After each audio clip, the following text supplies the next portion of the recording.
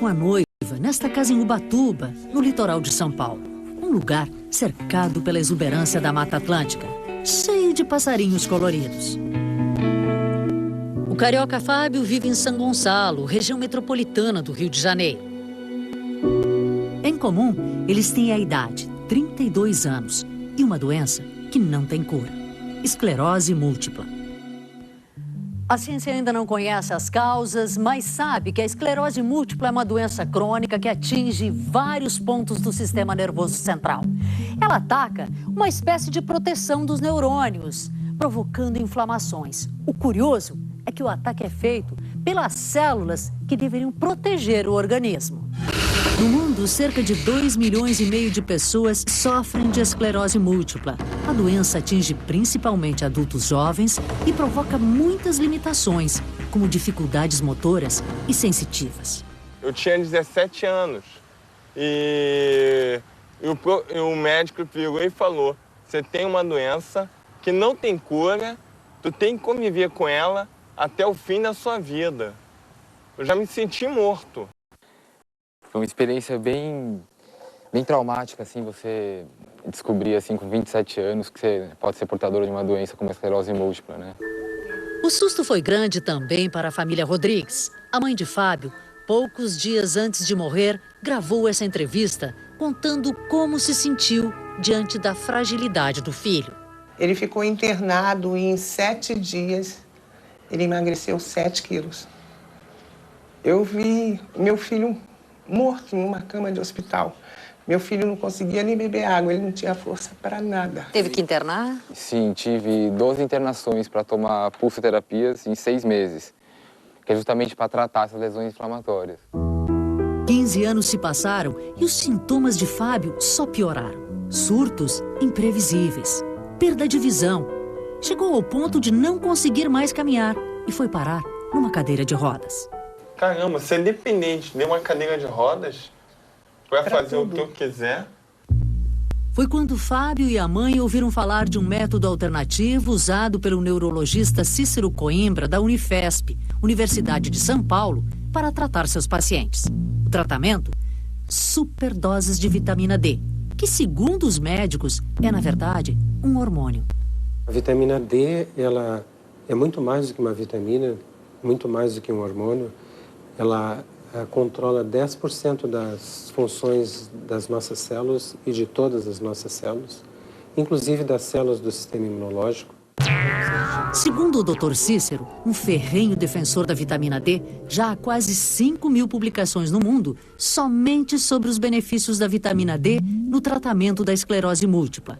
Mas ele foi o primeiro e hoje é um dos poucos médicos a tratar a doença exclusivamente com ela. E essas pesquisas estão mostrando exatamente isso, que quanto mais baixo for o nível de vitamina D, mais virulenta é essa doença. Quanto menos baixo, menos virulenta é essa doença. Então, por que não utilizar isso como um recurso terapêutico? Foi isso que nós fizemos.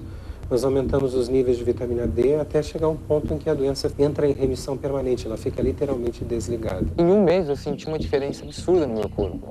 Eu já me senti outra pessoa, uma outra disposição. Não dá para explicar assim a melhora, mais forte, que eu voltei a ganhar meu corpo, voltei a me sentir vivo, sabe? Uma coisa que não tem como explicar, assim, rápido. Foi voltando a conseguir falar com mais clareza. Ele foi conseguindo já se firmar em pé com mais firmeza, né? Com mais precisão. Começou a caminhar com a muleta. Só em eu poder tomar meu banho sozinho, sem ficar chamando a minha mãe, toma banho e tal, coloca o banco pra mim, poder fazer, é tudo. Vai, força. A recuperação de Fábio não foi total como a do surfista Marcelo. E há uma explicação para isso, segundo o Dr. Cícero. Marcelo iniciou o tratamento 8 meses depois do aparecimento dos primeiros sintomas da esclerose múltipla. Fábio só começou a se tratar com as doses maciças de vitamina D 15 anos depois da doença instalada. Isso faz alguma diferença? Faz uma diferença muito grande, porque a vitamina D consegue, em altas doses, reverter sequelas recentes, né? Mas sequelas antigas ela não consegue reverter. A vitamina D é fundamental para a saúde. Atinge todas as células e é responsável pela fixação do cálcio nos ossos. Tomar sol é a forma natural de obtermos a vitamina D, mas nem sempre é possível. E a medicina está descobrindo que a vitamina D tem muitas funções, até mesmo na prevenção do câncer. As doses ideais, no entanto, dependem de cada caso. As doses variam de 20 mil até 150 mil para a grande maioria dos pacientes. Raros precisam de doses maiores do que essa. E sim, é absolutamente fundamental que se faça uma dieta. Porque o grande efeito colateral da vitamina D é forçar uma absorção excessiva de cálcio a partir dos alimentos, a ponto de calcificar os rins e fazer com que a pessoa... Quer dizer, pode ser prejudicial. Ela perde a função renal. Ela pode chegar ao ponto de ir para uma máquina de hemodiálise. É por isso que o tratamento com as superdoses de vitamina D pode parecer simples, mas não é. Exige um cuidadoso controle médico, exames constantes, dieta rigorosa e um delicado equilíbrio das doses. A dosagem que ele toma de vitamina D com o Dr. Cícero, o meu filho é a prova viva de que ela faz efeito.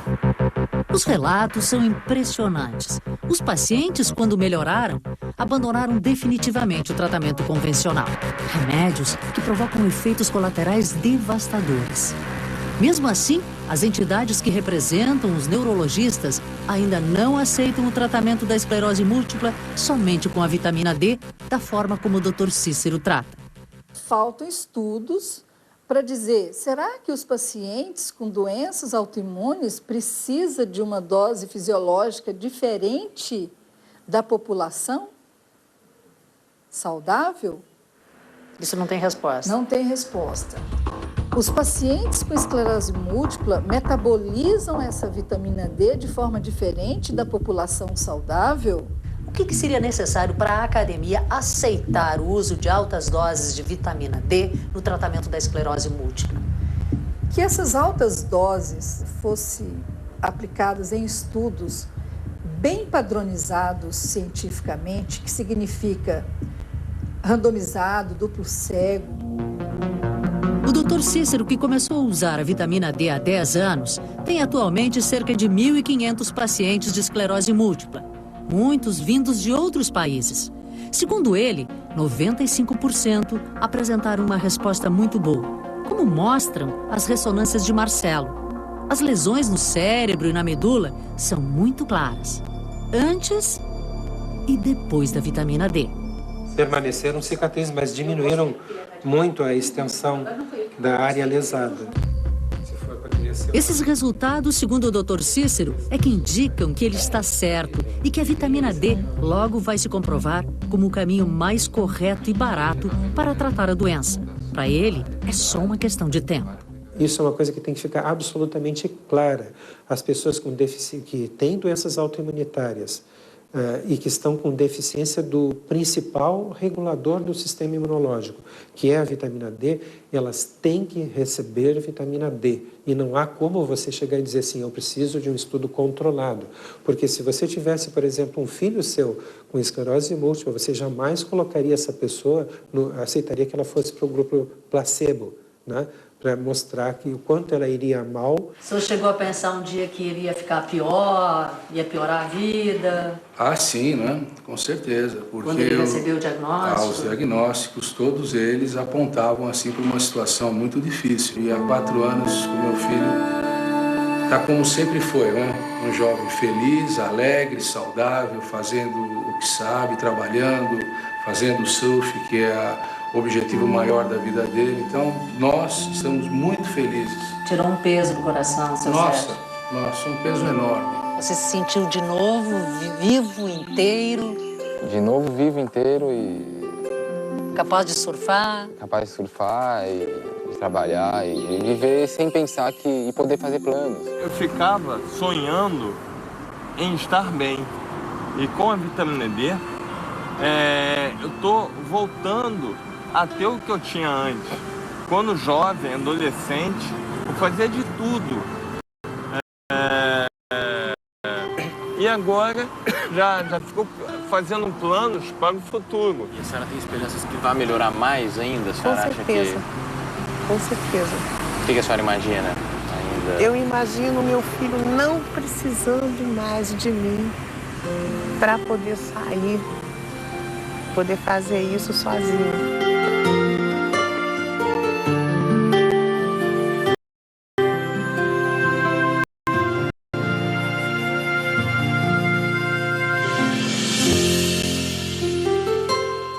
Caminhadas, exercícios físicos, será que eles podem nos livrar das doenças do esquecimento? E um método que usa a mão esquerda para estimular a concentração mental. Veja a seguir.